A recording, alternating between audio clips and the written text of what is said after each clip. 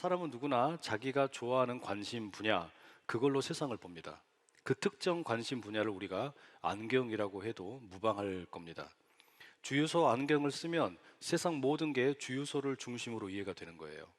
교회라는 안경을 쓰면 세상에 돌아가는 모든 것이 교회를 중심으로 해석이 됩니다. 좋아하는 선생님이 나의 안경이 되면 인생 모든 게 한동안은 그분을 중심으로 돌아가게 되어 있다라는 말이죠. 오늘 본문은 바로 그런 안경의 관점으로 좀 말씀을 해석을 해보려고 그래요. 바울이 앞서 1장에서 고린도 교회 성도들에게 상당히 비판적인 이야기를 많이 했습니다. 어떻게 주님의 몸된 교회가 파당이 있을 수 있는지 지적을 합니다. 그것은 본질을 잃어버렸기 때문이라고 말을 해요. 십자가가 아니라 세상의 지혜를 따르며 서로 경쟁을 하다 보니까 이런 꼴이 되었다라고 나무랍니다. 그러나 십자가의 어리석음이 사람의 지혜로움보다 훨씬 더 뛰어나다라고 호소를 합니다. 전반적인 분위기를 보면 상당히 무겁죠. 그리고 비판적이고 날카롭습니다. 고린도 성도들 당신들이 문제라고 이렇게 지적을 하는 거예요. 그런데 2장으로 넘어와서 오늘 1절에서 5절 이 말씀을 보면 그 방향이 좀 바뀌게 됩니다. 1절의 말씀 한번 같이 읽어보실게요. 시작. 형제들아, 내가 너희에게 나아가 하나님의 증거를 전할 때에 말과 지혜의 아름다운 것으로 아니하였나니. 형제들아, 내가 이렇게 시작을 하죠. 내가라고 하는 이 단어를 가만히 보니까 바울이 자기 이야기를 하는 거예요. 더 이상 고린도 교회 성도들 당신들이 문제다 이렇게 이야기하는 게 아니라 자기 이야기를 좀 들려주겠다는 겁니다. 일종의 자기 간증이죠. 그럼 바울이 들려주려고 하는 자기 이야기의 내용이 뭐냐? 2절에 이렇게 적고 있습니다. 함께 읽어보실게요. 시작. 내가 너희 중에서 예수 그리스도와 그가 십자가에 못 박히신 것 외에는 아무것도 알지 아니하기로 작정하였습니다. 아주 강력한 표현이죠. 내가 작정을 했다.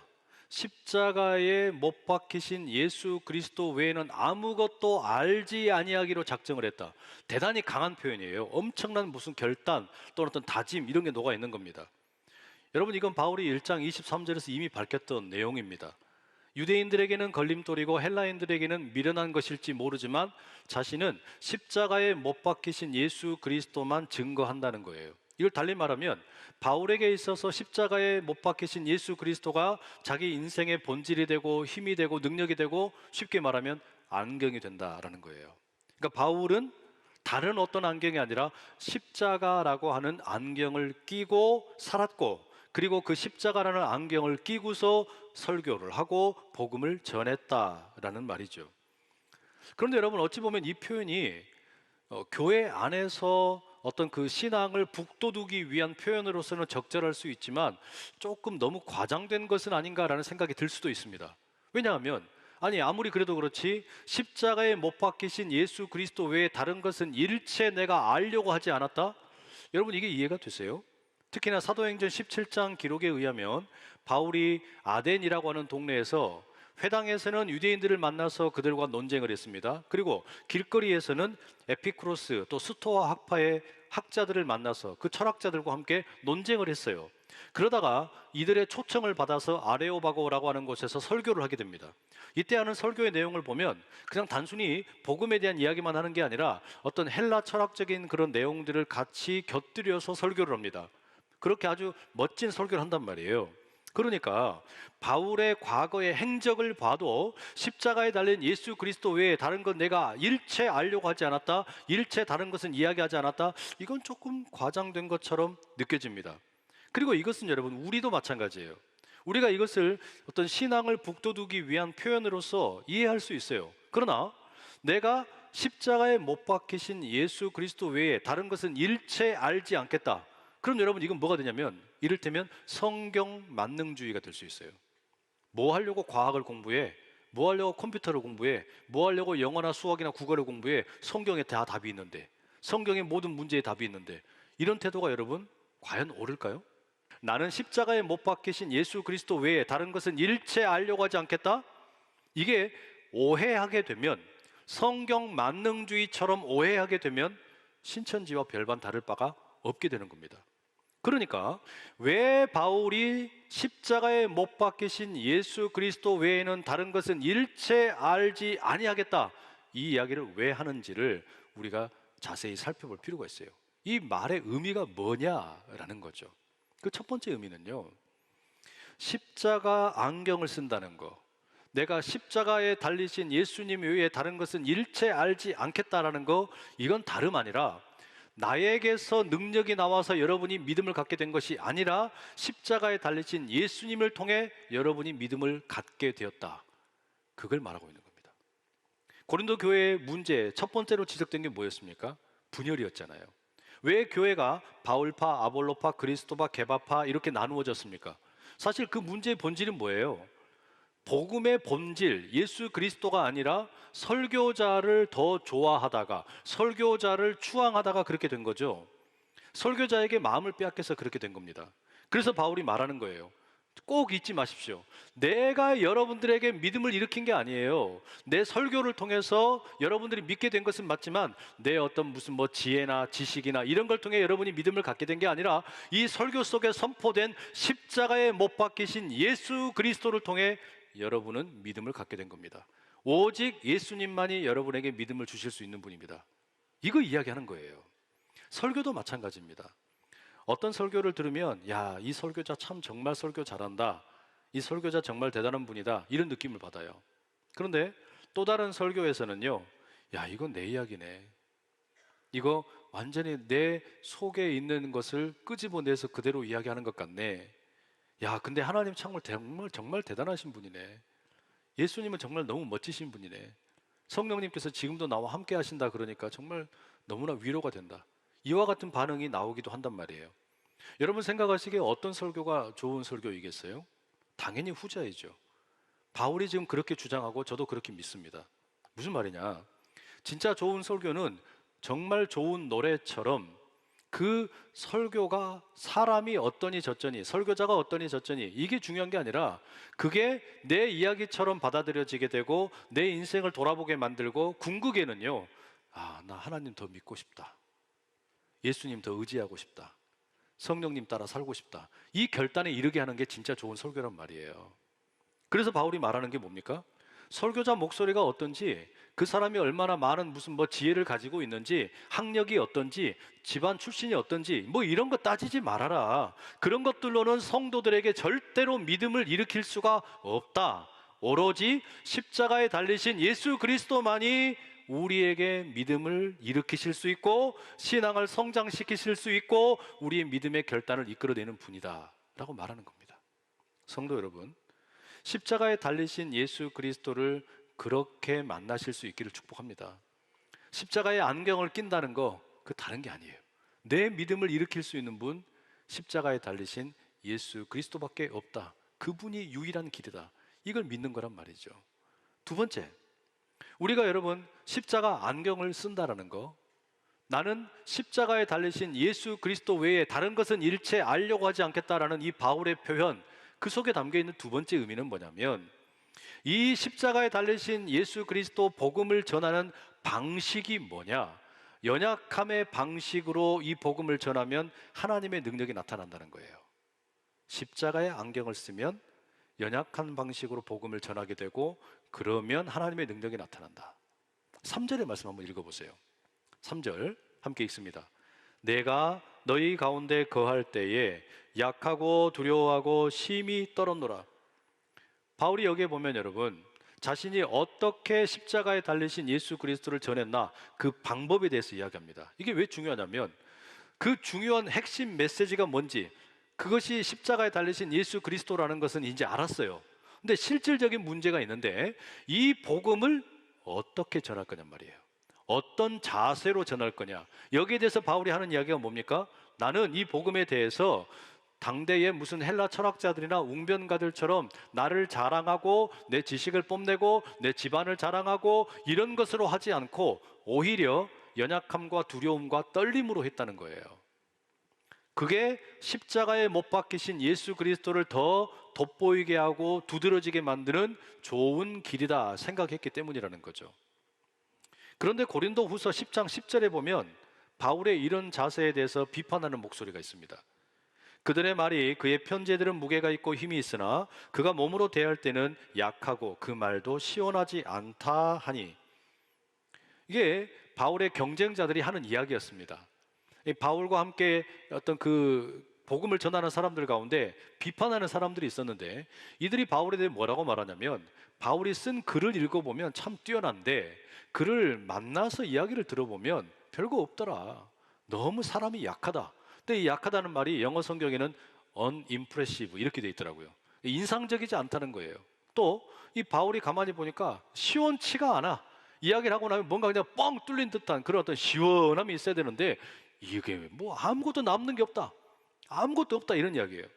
그런데 여기 사용되는 이 약하다, 시원하지 않다, 이와 똑같은 그 헬라어 단어가 고린도전서 1장 27절, 28절에 나옵니다.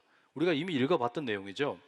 그러나 하나님께서 세상에 미련한 것들을 택하사 지혜 있는 자들을 부끄럽게 하려 하시고, 세상에 약한 것들을 택하사 강한 것들을 부끄럽게 하려 하시며, 하나님께서 세상에 천한 것들과 멸시받는 것들과 없는 것들을 택하사 있는 것들을 폐하려 하시나니. 이 구절에서 여러분, 27절에 약한 것들, 또 28절에 멸시받는 것들, 이게 고린도후서 10장 10절에 나오는 연약함과 시원하지 않음, 그 바울을 묘사하는 단어와 똑같습니다. 그 무슨 이야기냐면, 자기 지식을 자랑하고 자기 어떤 수사학적인 기교를 자랑하는 사람들이 볼 때는 바울은 너무 인상적이지가 않아요. 연약해요. 또 바울은 너무나 시원하지가 않아요. 남는 게 없는 것 같아요. 그런데 고린도전서 1장 27절, 28절 읽어보니까 바로 그런 사람들을 들어서 하나님이 강한 자들을 부끄럽게 하시고 뭔가 가지고 있다고 자랑하는 사람들을 아주 낮추시더라는 이야기예요. 다시 말하면 십자가에 달리신 예수 그리스도를 증거하는 가장 좋은 방법이 뭐냐? 두려움과 떨림과 연약함이더라라는 겁니다. 이게 참 희한한 거예요. 그죠? 보통 여러분, 우리가 누군가를 설득하려고 하면 어떻게 합니까? 가장 기본적인 수사적인 전략은 뭐냐면 내 지혜를 자랑하는 거잖아요. 내 능력을 자랑하는 거잖아요. 내가 이만큼 능력도 있고, 내가 이렇게 돈도 많고, 내가 이렇게 지혜도 많다고, 똑똑하다고 나를 과시해야 되는데, 십자가의 복음을 증거할 때는 오히려 반대예요. 내가 이렇게 연약하다고, 내가 이렇게 지금 두렵다고, 내가 이렇게 덜덜덜덜덜 떨고 있다고, 이렇게 해야 오히려 이 예수 그리스도가 더 잘 증거된다는 거예요. 세상에 참 희한한 일이죠. 제가 신학교 다닐 때 이런 이야기가 회자되곤 했습니다. 한국 교회에서 큰 목회하시는, 그러니까 그 큰 교회 목회하시는 목사님들 보면 특징이 있더라. 다 한 번씩은 죽었다가 살아난 분들이다. 그러면서 뭐라 그러냐면, 신학생 여러분들도 큰 목회하고 싶으면 빨리 죽었다 살아나세요. 이런 이야기가 회자가 됐어요. 제가 이걸 우리 교회에 와서 철저히 깨달아요. 제가 아무리 설교 준비 열심히 하고, 또 성경 연구 철저히 하고, 글도 매끄럽게 잘 쓰고, 또 설교도 막 목소리를 다채롭게 해서 설교를 해도요, 우리 원로 목사님이 강단에 딱 서셔가지고 주님 한마디 말씀하시면 끝나요. 예, 끝나는 거예요. 그렇잖아요, 여러분. 그게 뭘 말하는 겁니까? 연약한 몸으로, 비틀거리는 육신으로 그 모든 게 그냥 연약해지고 힘이 빠지는 그런 모습인데, 희한하게 바로 그런 어떤 육신을 통해서, 그런 어떤 그 볼품 없는 것을 통해서 복음의 능력이 더 드러나더란 말이에요. 이게 참 희한한 거예요. 바울은 바로 그런 방식이 십자가에 달리신 예수 그리스도를 온전하게 증거하는 방법이라고 말하는 겁니다. 그래서 자신의 연약함과 자신의 두려움과 떨림, 자신이 멸시받음, 이것을 통해 오히려 십자가에 달리신 예수 그리스도가 더욱 높아지게 될 것이다. 복음을 전하는 설교자는 사라져버리고 우리 주님만 높이 높이 영광 받으시게 될 거라고 이야기하는 거예요. 세 번째, 이 십자가의 안경을 쓴다는 거, 십자가에 달리신 예수님만을 알기 원한다라는 거, 여기에 담겨있는 세 번째 뜻은 뭐냐면 성령을 의지하고 신뢰한다는 뜻입니다. 4절과 5절 말씀 함께 같이 한번 읽어보실게요. 함께 읽습니다. 내 말과 내 전도함이 설득력 있는 지혜의 말로 하지 아니하고 다만 성령의 나타나심과 능력으로 하여 너희 믿음이 사람의 지혜에 있지 아니하고 다만 하나님의 능력에 있게 하려 하였노라. 여러분, 이 말씀 가만히 보세요. 바울이 지금 복음을 전하는데 연약함과 두려움과 떨림으로 한대요. 그러니 어떻습니까? 다른 어떤 경쟁력이 있는 사람들과 비교하면 너무 초라하잖아요. 그래서 바울이 무엇을 의지하냐면 성령을 의지한대요. 성령의 능력을 의지한대요. 자신은 헬라의 철학이나 어떤 여타의 다른 지혜를 따르지 않고 자기를 비우고 연약함과 두려움과 떨림의 자세로 나아갔더니 그때 무슨 일이 생기는 거냐면 이제는 성령께서 바울의 설교를 이끌어 가시고 성령께서 이 바울의 복음 사역을 이끌어 가시다라는 겁니다. 그리고 그 결과 무슨 일이 나타나냐? 5절에 의하면 이 성령의 능력이 설교를 듣던 성도들에게 임하게 되는데 바로 그때 복음을 듣던 사람들이 믿음을 갖게 되더라는 거예요. 내가 그렇게 막 열심히 외치고 내가 그렇게 막 소리를 지를 때는 사람들이 그렇게 믿음을 갖는 것 같지 않던데 도리어 연약함과 두려움과 떨림으로 성령을 의지하면서 설교를 하고 복음을 전했더니 성령께서 그때부터는 이제 이 설교를 들어 사용하셔서 사람들 가운데 믿음을 일으키는 역사가 펼쳐지더라는 겁니다. 여러분, 이건 참 중요한 고백입니다. 자기의 어떤 실존적인 경험으로부터 우러나온 거죠. 가만히 생각해 보세요. 여러분, 언제 믿음을 갖게 되셨어요? 그때가 언제인지 가물가물하시나요?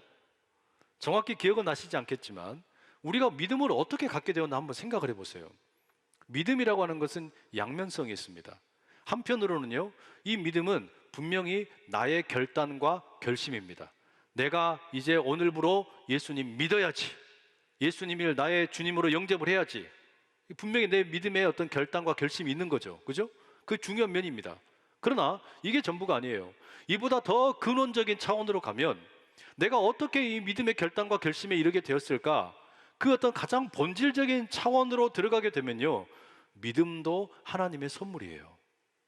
믿음도 하나님께서 우리 가운데 역사하시는 면이 있다는 말입니다. 이게 바로 지금 바울이 말하고 싶은 겁니다. 하나님께서 우리의 믿음을 일으키신다. 불꽃을 일으킨단 말이에요. 그걸 보고서 우리가 이제 믿음의 결단과 결심에 이르게 된다라는 말이죠. 그래서 바울이 뭐라고 말한 겁니까? 지금까지 이야기했던 내용을 정리해 놓고 보면 이런 거예요. 설교자로서 나는 십자가에 달리신 예수 그리스도 외에 다른 것은 알려고 하지 않는다. 다시 말하면 예수 그리스도의 십자가가 우리의 믿음을 일으킨다. 이걸 확실하게 믿고 있는 거예요. 이게 설교의 본 내용이다. 그럼 이 설교의 내용을 어떻게 전할 거냐? 내 지혜나 내 지식으로 뭐 헬라 철학자들처럼 하지 않는다. 나는 오로지 연약함과 두려움과 떨림으로 이 설교를 한다. 그리고 그러면 성령께서 바울의 설교를 주도하시고 이끌어 가신다. 그리고 설교를 듣는 사람들이 성령에 의해서 감화 감동을 받게 되고 거기에서 그 믿음의 스파크가 일어난다는 거예요. 그래서 사람들이 믿음의 결단을 하게 되더라라는 거죠. 여러분, 그래서 이 재미있는 표현이 2절에 나와요. 십자가에 달리신 예수 그리스도, 십자가에 못 박히신 예수 그리스도. 여기에서 십자가에 못이 박혔다라고 하는 이 동사 표현을 보면 헬라어 문법을 뜯어놓고 보면 현재 완료형 수동태 분사입니다. 뭔 소리다냐 싶을 텐데 그러니까 쉽게 말씀드리면 어떤 거냐면 어떤 행위가 과거에 이미 완료되었어요. 끝났어요. 그런데 그것의 효과가 현재까지 계속해서 진행되고 있는 행동을 가리키는 겁니다. 자, 여러분, 예수님께서 십자가에 돌아가신 것은 이미 끝난 일입니다. 그죠? 예수님은 이미 2000년 전에 십자가에 달려 돌아가셨어요. 이건 과거에 완료된 일이에요. 그런데 희한하게 설교자가 연약함과 두려움과 떨림으로 십자가에 못 박히신 예수님을 선포하면서 성령님께서 그 설교 가운데 역사를 하게 되면 무슨 일이 벌어지냐면 설교를 듣는 사람들이 2000년 전에 돌아가신 그 예수님이 오늘 나를 위해 죽으셨다라고 느끼게 된다는 거예요. 2000년 전에 분명히 있었던 일인데 그 효과가 오늘 일어나게 된다는 겁니다. 이 말을 지금 하고 싶은 거예요. 이것은 사람의 지혜나 사람의 어떤 철학이나 수사적 기법으로 되는 일이 아니라는 거예요. 오로지 성령께서 우리 모두를 감동시키셔야만 2000년 전에 돌아가신 그 예수님의 이야기가 비로소 내 이야기가 된다는 거예요. 이게 내 이야기가 되는 거예요. 예수님이 왜 십자가에서 피 흘리셨나? 나를 위해서 피 흘리셨다. 다른 누구의 이야기가 아니라 내 이야기가 되는 거예요. 그래서 우리가 좋은 노래를 들을 때, 감동적인 노래를 들을 때 그 노래 무슨 뭐 그걸 따지고 무슨 노래 부르는 사람이 어떻고 악기가 어떻고 음정이 어떻고 이런 거 다 잊어버리고 그냥 야, 이 노래는 내 이야기다. 이렇게 우리가 그냥 감동을 하는 것처럼 설교 가운데도 예배 가운데도 바로 그런 역사가 일어난다는 거예요. 그 설교를 듣는 가운데, 예배를 드리는 가운데 십자가에 달리신 예수 그리스도의 그 구원의 사건이 내 이야기가 되는 거예요. 그게 내 이야기가 되고, 그래서 그 주님이 다른 누구의 구세주가 아니라, 다른 누구의 메시아가 아니라 나의 구세주가 되시고, 나의 메시아가 되시고, 나의 치료자가 되시고, 나의 친구가 되시고, 나의 위로자가 되신다. 이게 고백이 되는 역사가 펼쳐지게 된다라는 이야기입니다. 여러분, 우리의 예배 가운데, 이 설교 가운데 바로 그런 역사가 여러분 모두 가운데, 우리 모두 가운데 임하기를 간절히 축복합니다. 이게 여러분 예배의 부흥이에요. 영적인 부흥이라는 게 이런 거예요. 최근에 미국의 켄터키 주에 있는 에즈베리라고 하는 그 도시에서 일어난 부흥 이야기가 많은 사람들의 입에 회자됩니다. 제가 장신대 신학교 다닐 때 교환학생으로 그 켄터키 주에 있는 루이빌이라고 하는 곳으로 갔었거든요. 그래서 그 에즈베리라고 하는 그 동네를 조금 알아요. 근데 거기에 에즈베리 대학교라고 그렇게 크지 않은 조그마한 대학이 있어요. 기독교 대학입니다. 근데 이게 어떤 일이 벌어진 거냐면, 기독교 대학이니까 매일같이 학교 예배당에서 채플 예배를 드립니다. 근데 어느 날과 다름없이 예배가 끝나고 이제 모두가 다 흩어졌어요. 몇 명의 학생들이 예배 끝난 다음에 그냥 함께 모여서 이제 기도를 하는데, 갑자기 이 친구들이 성령의 아주 그냥 감동을 받게 됩니다. 성령의 역사가 나타난 거예요. 이 소식을 교수님들에게도 이야기하고 학생들에게도 이야기했더니 다 그 자리로 막 몰려든 겁니다. 함께 몰려들어서 거기에서 몇 주간 동안 계속 예배를 드리게 된 거예요. 그래가지고 모든 교수님들, 학생들, 심지어는 그 지역에 있는 성도들, 그리고 미국 전역에서 사람들이 함께 몰려들게 된 거예요. 장사진을 이루게 된 겁니다. 그 예배당에 들어가고 싶어가지고 사람들이 바깥으로 줄을 쫙 늘어서 있는 거예요. 이런 어떤 예배의 부흥이 일어나게 되고 정말 장관이 펼쳐지게 된 겁니다. 그런데 여러분, 이 에즈베리 부흥에 대해서 뭐 이런 말도 있고 저런 말도 있을 수 있는데, 분명하게 말할 수 있는 게 몇 가지 있어요. 그게 뭐냐? 첫째는요, 거기에 무슨 유명한 설교자가 있었던 게 아니에요. 뭐 엄청난 무슨 뭐 빌리그레엄 목사님 같은 그런 대단한 분이 거기 계셨던 게 아니에요. 또 거기에서 그럼 찬양을 인도하는 뭐 찬양팀이 어마어마하게 막 훌륭한 팀이었냐? 아니에요. 아주 평범한 학생들이 그 찬양을 이끌고 그 예배를 인도를 했어요. 그런데 말이죠, 희한하게 별것 없는 것 같은 설교자를 통해서, 별것 없는 것 같은 그 학생들 찬양팀을 통해서 거기 모인 사람들 모두가 성령의 역사를 경험하게 된 거예요. 여러분, 에즈베리에 일어나는 이런 부흥이 우리 안산 땅에도 일어날 수 있기를 축복합니다. 우리 가운데도 바로 그런 부흥이 일어날 수 있기를 간절히 소망합니다. 그게 다른 게 아니에요. 유명한 사람을 데려다 놓고 되는 게 아니에요. 유명한 찬양팀을 데려다 놓고 되는 게 아니에요. 그저 우리가 간절한 마음으로 몇 가지를 함께 구할 때 이런 일들이 일어나는 겁니다. 그게 뭡니까? 여러분의 설교자를 위해서 기도하는 거예요. 연약함과 두려움과 떨림으로 십자가에 달리신 예수 그리스도 외에 다른 것은 전하지 않도록, 또 여러분의 찬양대, 여러분의 찬양팀을 위해서 기도하는 거예요. 찬양을 통해서 하나님의 영광을 드러내는데, 연약함과 두려움과 떨림으로 기교도 중요하고 음정도 중요하고 다 중요하지만 정말 중요한 건 뭡니까? 십자가에 달리신 예수 그리스도가 찬양 가운데서 역사하실 수 있도록, 그리고 여러분 자신을 위해서 기도하셔야 돼요. 내가 이 예배를 드릴 때마다 이 예배에 참석한 내가, 설교를 듣고 찬양을 하고 기도를 하는 내가 연약함과 두려움과 떨림 가운데 이 하나님의 역사 가운데 나갈 수 있도록, 바로 그때 여러분, 우리의 예배를 통해 성령께서 일하시고, 우리의 찬양을 통해 성령께서 일하시고, 우리의 설교를 통해 성령께서 일하셔서 우리 안에서 믿음을 일으키시고, 이 믿음을 강하게 하시고, 이 믿음을 성숙해 하시고, 우리 모두를 주의 제자로 귀하게 사용하실 줄로 믿습니다. 바로 그런 부흥을 꿈꾸는 거예요. 바로 그런 부흥, 과거 한국 교회에 평양 대부흥이 있었던 것처럼, 아주사 부흥이 있었던 것처럼, 또 오늘날에 에즈베리의 부흥이 있었던 것처럼 우리의 부흥, 안산의 부흥이 바로 그렇게 일어날 수 있기를 간절히 축복합니다. 기도하겠습니다.